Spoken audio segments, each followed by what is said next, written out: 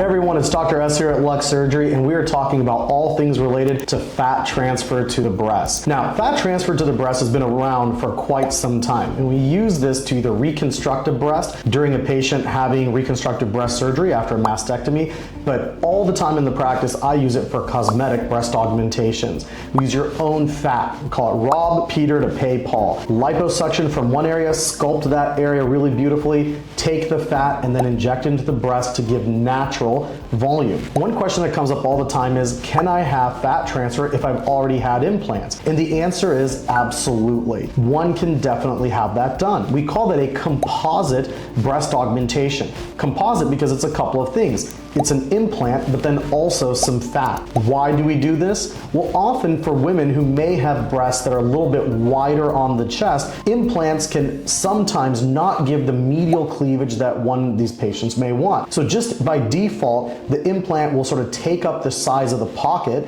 and rather than having to over augment to fill in that medial cleavage, I'll suction some fat from the flanks, those love handles or the inner thighs or something, take that fat, purify it down, and inject it to contour to give a little bit more of the overall volume that someone may want in the medial cleavage. That's just one example of a composite breast augmentation. Again, fat transfer to the breast can be done by itself as its own procedure or in conjunction with implants, either at the time of breast augmentation with implants, or even if a patient had implants done 10 years ago and just wants a little bit more fullness and maybe a little bit of a lift, we can use some fat and maybe a tiny lift procedure to get the patient exactly what she's looking for.